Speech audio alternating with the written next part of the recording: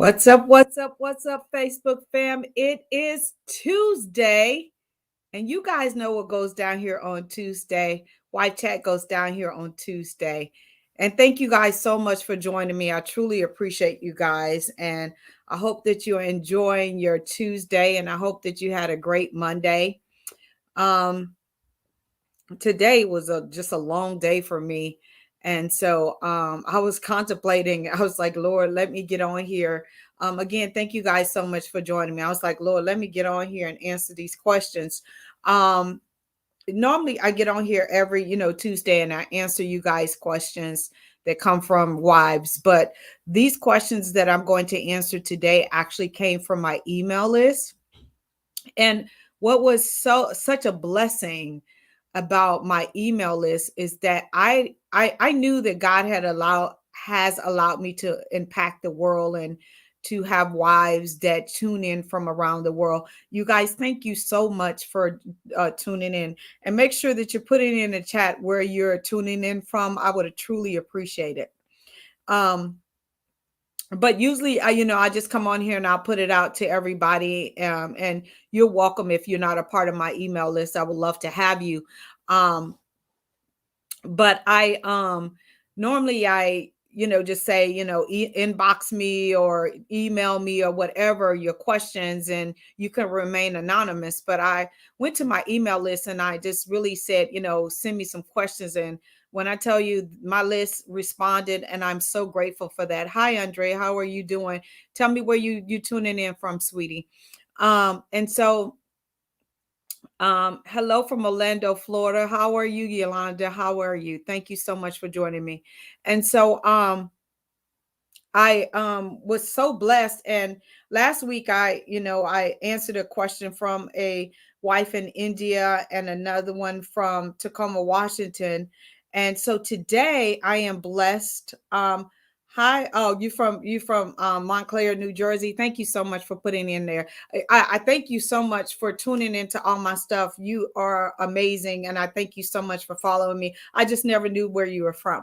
And so again, you guys, thank you so much. Make sure that you're hitting the share button and letting all my 160 wives know that Wife Chat is going down here.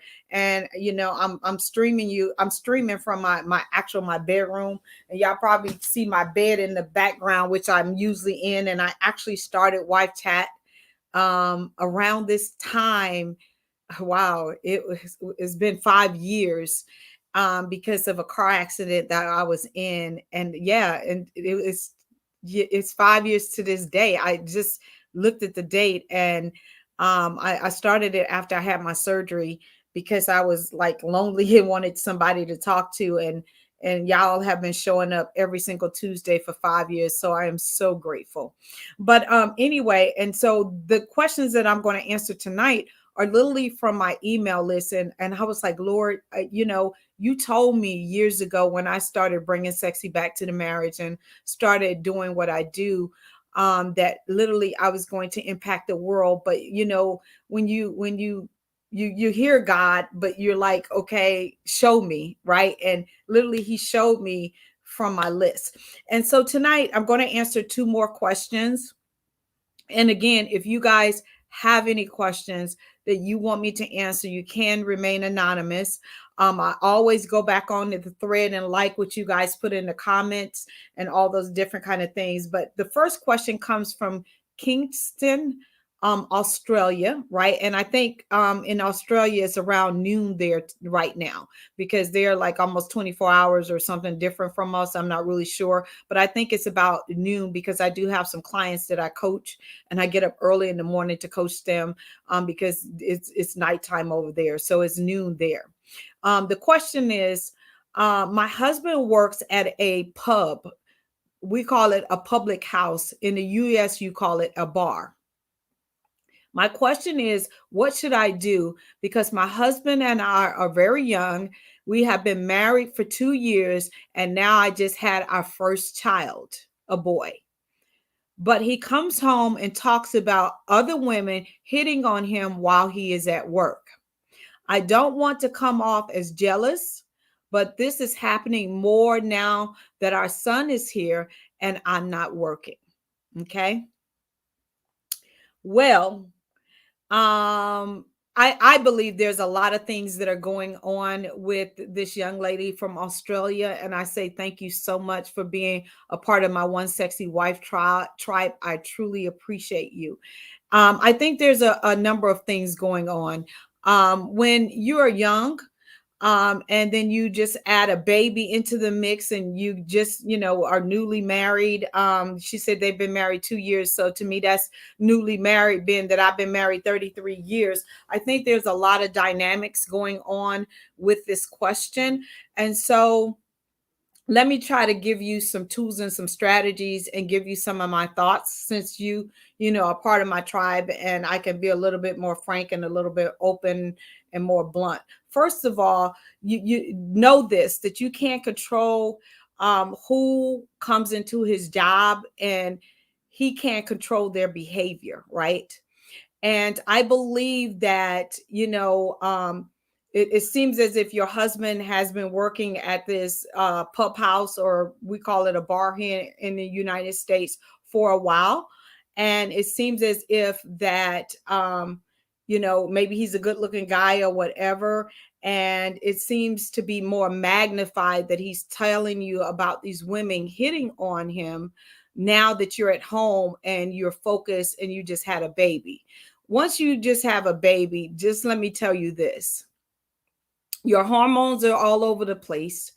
It's a new experience for you, so your focus is a lot on that baby and all the needs of your son, which it should be.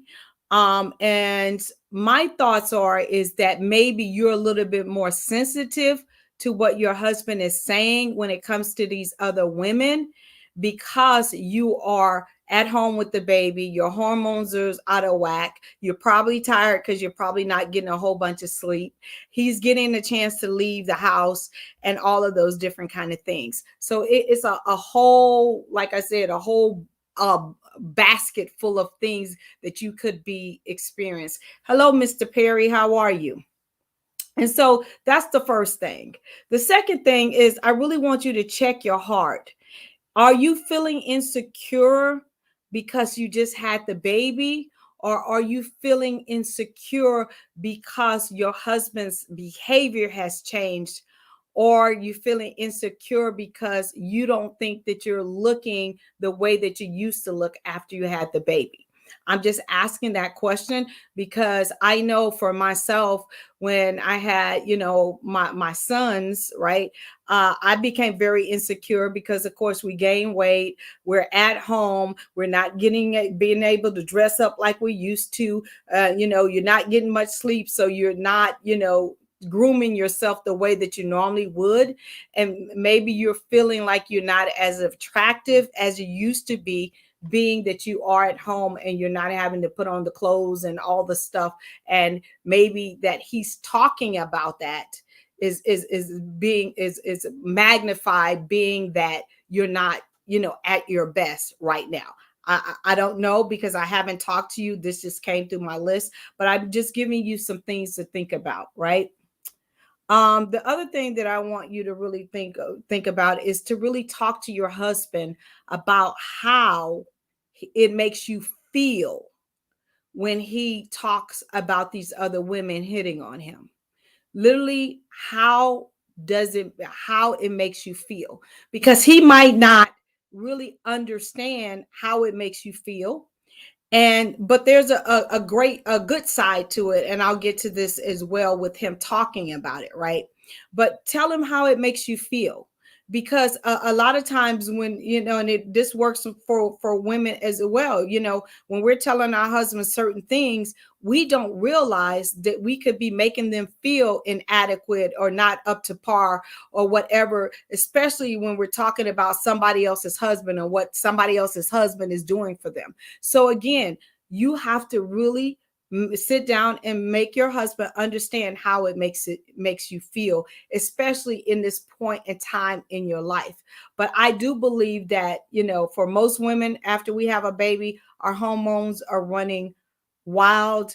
We're not sleeping. We have this new entity that we have never experienced before called the child. And so we get engrossed in that, and everything that is around us is we become very sensitive to. Okay.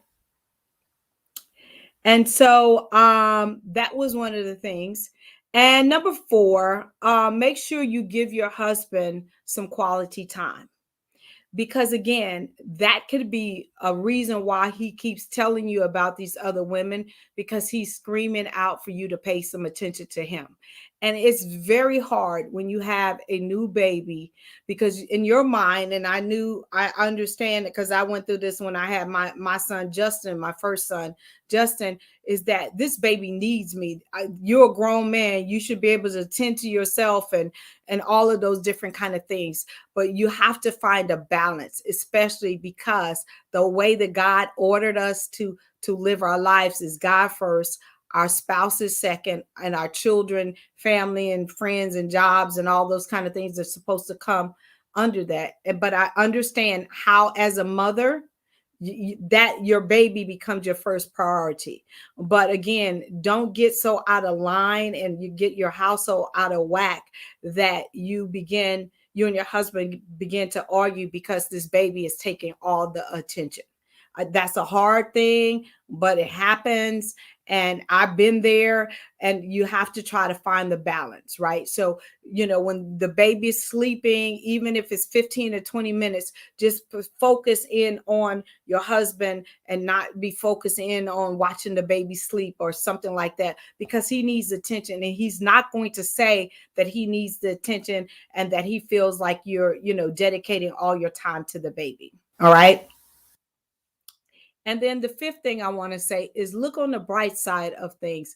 At least he is talking to you about what is going on at work, because a lot of men do not talk about what is going on at work. So at least you are hearing things that are going on at work, because a lot of times they come home and how's work? Fine, that was it, or bad day, and that's it. So at least he's speaking about it. So that gives me some comfort to know that he's not acting on these women hitting on him, or he wouldn't be talking to you about it. So that's the bright side of things. And so for my wife, that's part of my One Sexy Wife tribe on my email list. I pray that some of these tools and strategies, or just conversation that I'm having with you, is helpful to you. Okay. Yeah, Mr. Perry, I am fine. Thank you for asking. And again, you guys, thank you so much for tuning in. I truly appreciate you guys. The next question is from Shreveport, Louisiana. Dr. Gail, do you think that sex in marriage is overrated? The reason why I'm asking is because my husband put a lot of emphasis on our sex life. We have been married for 16 years, and he and I both have had some health challenges. We are both healthy now, but during our time when we were not healthy, I felt that our marriage was stronger because we talked and we did other things to replace sex, because at the time one of us was not able to perform. All right. And so this is a very good question, and it's a common question that I get all the time. The answer to is sex overrated in the marriage? To me, the answer is absolutely not. It's not overrated in a marriage, right? But let me refocus and tell you why you're thinking or thought that your marriage was much stronger and more sound when you guys were not able to perform sexually. It was because you was focusing on the intimacy of the marriage, right? And the intimacy of the marriage is what keeps the marriage together. That is the glue, right? That is all the stuff that you do outside of the bedroom to have amazing sex inside of the bedroom. And most marriages get in trouble because the intimacy is replaced by bills and children and problems and work and stress and material things Instagram and Facebook and LinkedIn and Twitter and football and your mama, your daddy, all of those things replace the intimate time that we spend with our spouses, right? And so the thing is that the biggest focus is to continue to build intimacy in your marriage, because that's what sustains a marriage. And yes, is sex a big part of marriage? Absolutely. But it makes it so much easier when you have intimacy outside of the bedroom, when you have great communication, it carries over into the bedroom, and that's what makes for amazing sex, because you can definitely have sex with no intimacy, and what happens is you begin to feel empty. You feel like it's a chore. There's no pleasure there or anything. But when you have amazing intimacy outside of the bedroom, it carries over into your sex life. And let me just tell you, that's where sparks are. That's where you have amazing orgasms. That's the reason, that's the way you want to have sex time and time again. And so the reason why you felt more closer to your spouse is because you was not able to perform and he wasn't at some point in time, and you focus in on the closeness, the reason why you guys came together in the first place. So I just pray that this helps you and this helps someone else. So if you're struggling with the sexual part of it, I say focus in more on the intimacy part of it. Great communication, laughing, touching, hugging, kissing, all of those things that have nothing to do with the actual sexual act. And when you get those things down, it sparks in the bedroom. So make sure that you date each other. Make sure you compliment each other. All of those things that you used to do when you were dating, do those things outside of the bedroom, and it will help you inside of the bedroom. Hi, Misty. I just found your channel an hour ago. How does a wife know if she's feeling that or her husband may be cheating is valid, or if she is paranoid? How to know? Okay, let me just tell you, I've done many teachings on affairs and how to tell if your spouse is having an affair. And Misty, thank you so much for finding my channel, and thank you so much for tuning in from YouTube. I truly appreciate you. But let me just tell you, a lot of times we have these intuitions that our spouses might be cheating or something like that. And with social media, it is huge, right? And with these cell phones, it's huge. And if you've been on my channel, Misty, you'll see that I taught, the 7 characteristics of affair, all of those different kind of things. So I admonish you to watch some of those teaching, because that's more in depth. But a lot of times, sometimes it could be that we're dealing with our own insecurities, and so we want to put them off on someone else, right? And if one thing that they do out of the norm, in our minds we automatically put them cheating, and that's not always the case. But I am a strong believer, and I am a woman of faith. What you're doing in the dark will come to the light, and I believe that, and I pray that over your marriages, and I pray that over my marriage, because again, infidelity is running rampant, and it is very accessible now, being that you could have emotional affairs and physical affairs, readily, being that the world is more open with social media. But again, I don't want you to be paranoid. I always say don't go looking for it, because it will find you if it's happening. Trust and believe me, it will find you if it is happening.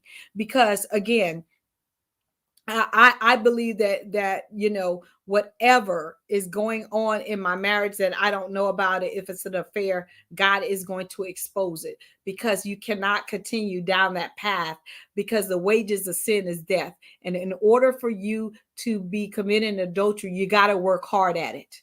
and eventually you're going to tire out or make a mistake, and I'm going to find out. So I would say to you that as a wife, my prayer is that you have a prayer life and ask God to help you, not go searching for it, but if it's happening, to reveal it to you and help you handle it. Okay, because a lot of times we can start accusing our spouses and trying to look for something that is really not there. Okay, and so my prayer is that that helped you as well. Is there anybody else that has any questions or anything like that?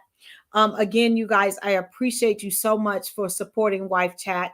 I have a couple of things that's coming up. Of course, I have Bringing Sexy Back to the Marriage 2022 that's going to be live here in Maryland.